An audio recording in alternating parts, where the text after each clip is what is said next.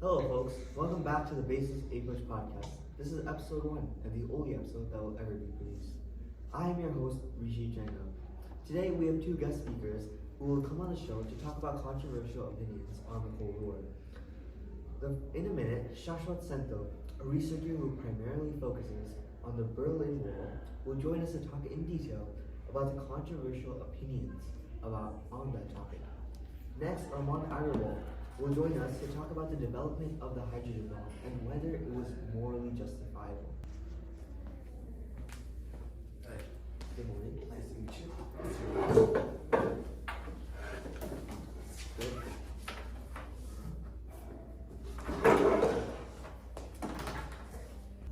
The Berlin Wall was a physical barrier created by the German Democratic Republic, or East Germany, in 1961 to separate East Berlin, which was ruled under communist regime, and West Berlin, which was ruled under the Western Allied powers, which consisted of modern-day NATO and the United States. The wall was erected as a response to the massive wave of defection from the east to the west, as the people sought for better economic refuge in West Berlin and wanted to escape the communist oppressive hands that were there in the east. Now let's go to the main point. The Berlin Wall may have been a necessary evil in the Cold War, providing a sense of stability and preventing the unchecked spread of communism, despite its divisive and oppressive nature. You said necessary? I'll get to that. So my first point is that it created security and stability, as the construction of the Berlin Wall helped stabilize the situation in divided Berlin, because it helped to decrease the amount of defections and espionage and hostile forces that would come and oppress East Berlin. Kind of ironic how you bring up oppression, as East Berlin was under Soviet Union control, which was basically like they were under an oppressive control. That was like also communist. So it's kind of like ironic how you bring that up. I mean, well, it may be ironic to look at the backstory of that, but in any case of a nation being oppressed by a bigger power, I would say it is in their full right and capacity to be able to build a wall like that, because they should secure their own rights or their own national borders. Yeah, but that wall also prevented the flow of the economy, it lowered GDP, it could have caused a recession, or a depression, and essentially how depressions get, Right, completely. They get really bad. I agree with you to a certain extent, but during times of war, as you've seen in many different places, in like the Civil War all the way up to World War II, economy tends to dwindle during the war times because obviously a bunch of people are going overseas, they're not able to stay at home, so obviously the economy won't do as well. And in times of war, I think personally that the economy would come second, and what would come first is national defense. So I would say that the Berlin Wall does help create this national defense kind of measure, and that's why I think it's necessary. But I do add that it is an evil, because I do recognize that the communist government that is heading or is in the leadership position of East Berlin has committed certain atrocities that should not go unnoticed. Okay. And also the Berlin Wall helps to prevent armed conflict, as I said before, because right now there's a bunch of tension between the West, specifically the United States, and the East, with those two leaders over there. So I feel like the barrier would help to prevent those direct confrontations and would prevent some sort of escalation from going on. But the part of the wall that I kind of don't agree with is that they won't allow free transport between the East and the West.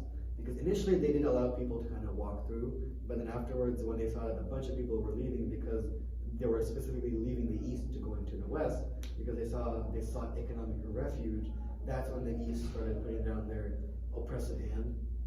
And while I do agree with the wall, I don't agree with that measure that was taken over there. So I think that is kind of the main point of the Berlin Wall. And that's the end of episode 1. Catch you on the next one. Welcome back to the Basis APUSH podcast. This is episode 2, the creation of the hydrogen bomb.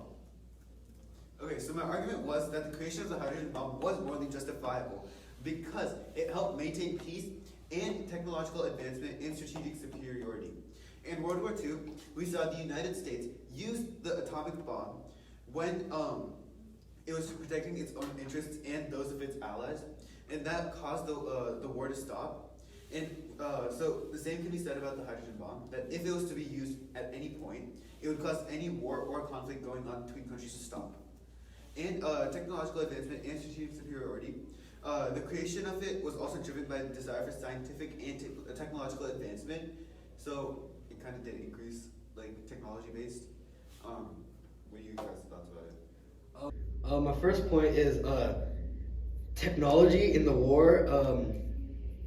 Countries tend to find technology that would help them domestically, such as like automatic cars, like different types of machinery, not hydrogen bombs, because that won't help them domestically, right? It's kind of worse than an atomic bomb, right?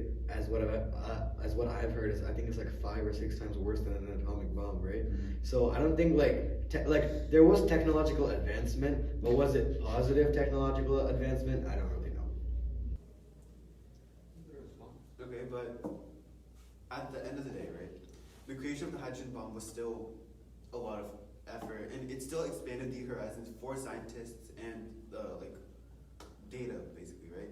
Like even if it was not helping domestically, it was still giving a lot of insight about how to like advance things for domestically as well, right? Can you explain how the hydrogen bomb helped data analysis? Not data analysis, just scientists. Okay. Good enough? What about the first point? Maintain peace. Well, the hydrogen bomb is more of a fear tactic, obviously, right? Because no country in its sane mind would want to use the hydrogen bomb, right? But here comes the question, effectiveness versus morality. Was it effective? Yes, it was effective, right? Because after that video of the Tsar Bomba that showed up. Следующие свечения, несмотря на сплошную облачность, были видны в радиусе до... Полевой столб, поднимающийся с земли, быстро увеличился в объеме. Через несколько секунд после взрыва диаметр полевого столба составлял около 10 километров. I think a lot of countries, especially the United States, Great Britain, a lot of the European powers, they were very intimidated by that, not because of the sheer amount of power, but because of the decimation it would cost, and how you could literally kill the planet with one insane person who has power to that type of technology, right? So effective, yes, it was effective. Now, coming back to your point, was it morally effective? Morally justifiable. Morally justifiable. I wouldn't say it's morally justifiable, because if you want to reign over people with fear, then you're not any better than like North Korea, Russia, China, right? Because they rule over their people with fear. And if you agree with that kind of oppressive regime, then you also don't agree with like human rights, civil rights, a lot of very key factors that affect our population today. So if you were in support of communist regimes, then I guess you would support the hydrogen bomb, but I wouldn't say that it was morally effective, because in the end it'll just lead to the similar effect of being oppressive over people, which leads to rebellion, decimation, unnecessary bloodshed, and unnecessary hostile interactions between different foreign powers. Okay, I disagree with the last point you just said, because if we're talking about the fear factor, right, there's no one that's going to rebel against that, because they know that there's that sort of technology or power that can be used against them. So, in a sense, if you were to think about morality, sure, the creation of the hydrogen bomb was instilling fear amongst other countries, but it is also stopping from countries killing other people.